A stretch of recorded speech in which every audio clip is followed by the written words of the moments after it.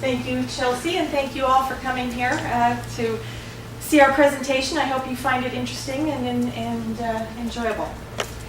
So, a good way to try to understand whether or not a group is using manipulative methods on its followers is to try and see how they recruit members. And we were very fortunate to find a recruitment manual online written by an Al-Qaeda leader on describing how they recruit people and how they suggest recruitment happen. And that's called A Course in the Art of Recruiting, a graded practical program for recruiting via individual dawah, which means proselytization or evangelization. It showed up on a popular jihadi website around 2008, 2009. And the Combating Terrorism Center at West Point says it's now widely distributed on jihadi websites. And so the way I'm going to try to analyze it is by using the group psychological abuse taxonomy that was created by a group of Spanish academics, including Carmen Almendros. And it was published in the European Journal of Psychology Applied to Legal Context in 2015. And it describes group psychological abuse as follows. The process of systematic and continuous application of pressure, control, manipulation, and coercion strategies for the purpose of dominating other people in order to achieve their submission to the group. So that's what we're going to be applying to this terrorist recruitment manual. And I want to take this time to say thank you to Carmen Almendros for making it available to us. Thank you. So, how the taxonomy works. It divides it into 6 different categories.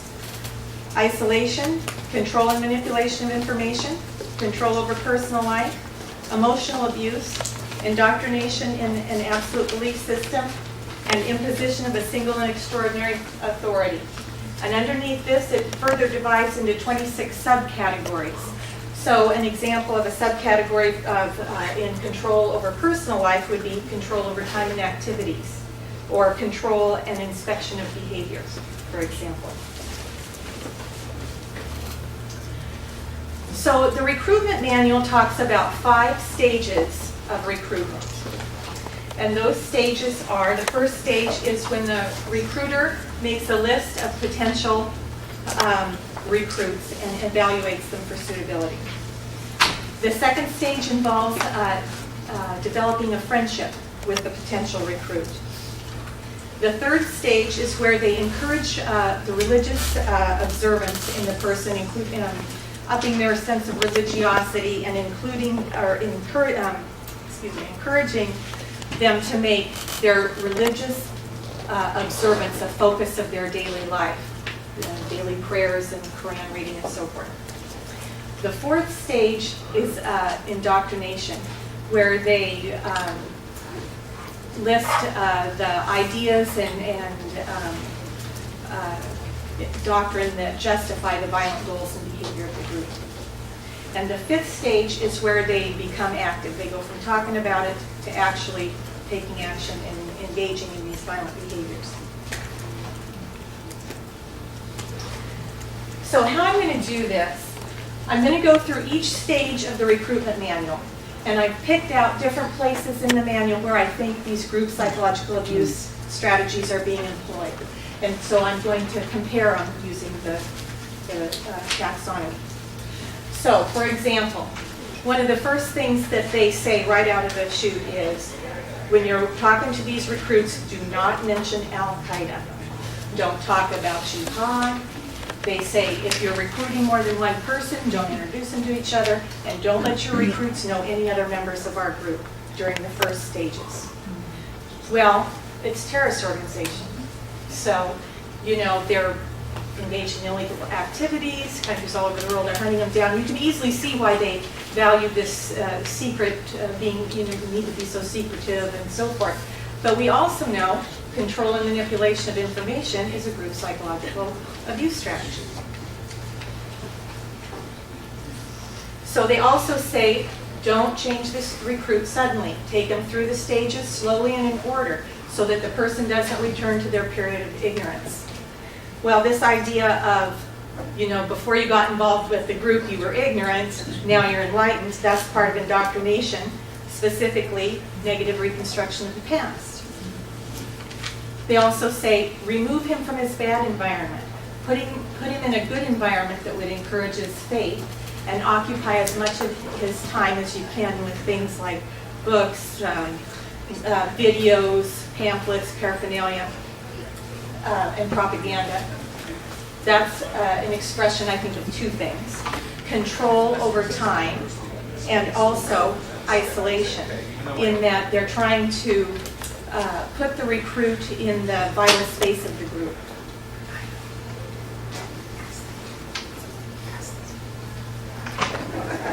So the second stage is where the recruiter strikes up a friendship with the person. And they're encouraged to get close to the recruit through what they call daily and weekly work. So examples of daily work would be praying together, calling them on the phone, sending them religious text messages. Examples of weekly work would be visiting them in their home, helping them with anything they need help with, and listening to them. They also encourage eating meals together and giving the person gifts. So they're trying to establish a positive connection. The recruit's left with the feeling they have a new best friend that really cares about them. Well, I think many of us in this room would recognize that as love bombing. And keep in mind, at this point, the person doesn't know they're being recruited to anything. They just think they have a new friend because the person's hiding the fact that there's a group at all. So another thing they say in the second stage is try to cure his negative characteristics and make him love the path of obedience, which is part of indoctrination and making him reject his past life as being, and his previous identity as being inadequate. They also say to know the person's concerns, interests, relationships, and how they spend their 24 hours a day. Pretty heavy-duty controlling over personal life and monitoring of behavior. All right, the third stage is called awakening of faith. And so that's where, again, they're starting to encourage the person to make religious observance a major focus of their daily life. They have a number of required prayers every day, reading the Quran, etc., to make it so that every day their focus is the religious experience. They also take advantage of this opportunity to start introducing new concepts that will lay the foundation for some of their indoctrination later. So they start talking about heaven or paradise and hell. They start talking about injustice to Muslims around the world. They start talking about dying with a good or a bad end. They start gently bringing up the topics of martyrdom and jihad. So they have more monitoring of behavior when they say that there has to be always someone to keep an eye on the person.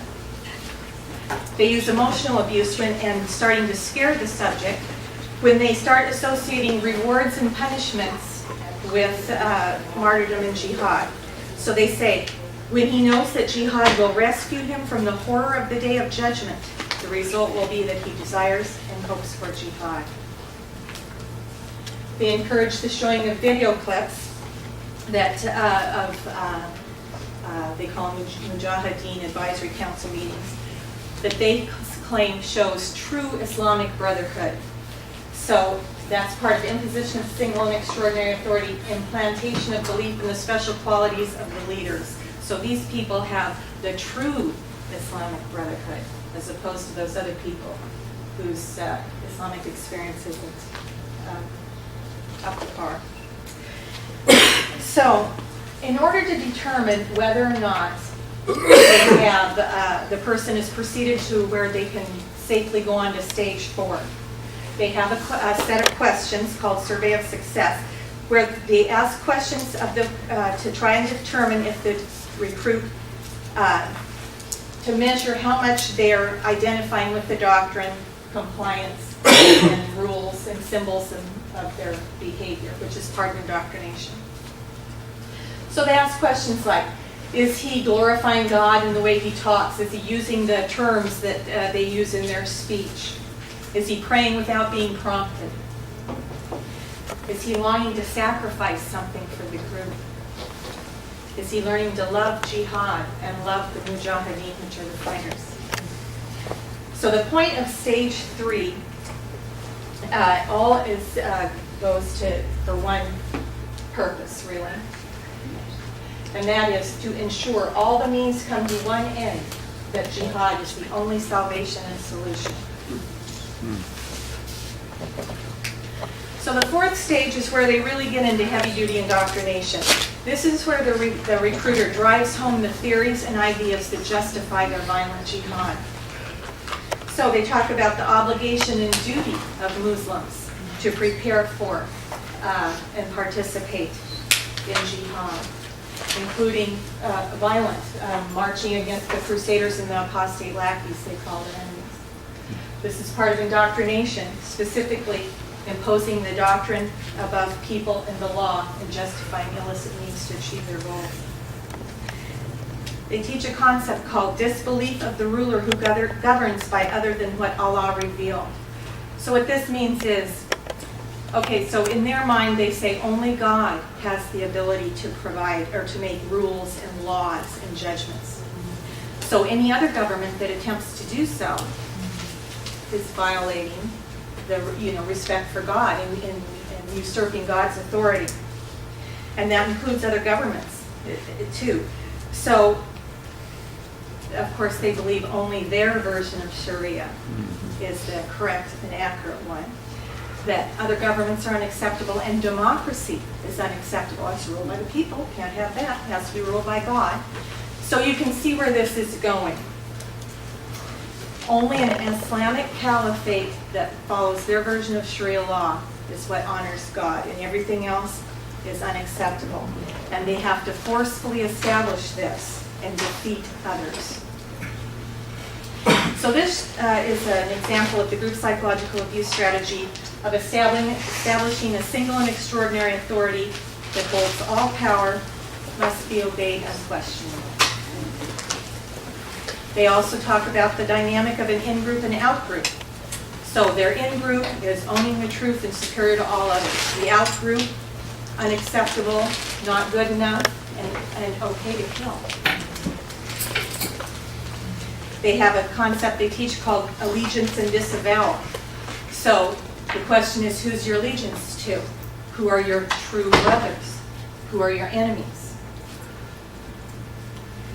So they're indoctrinating the recruit into this absolute black and white worldview, where the world is made up of the good people, them, who are trying to establish God's rule, and those who would oppose them and therefore oppose God.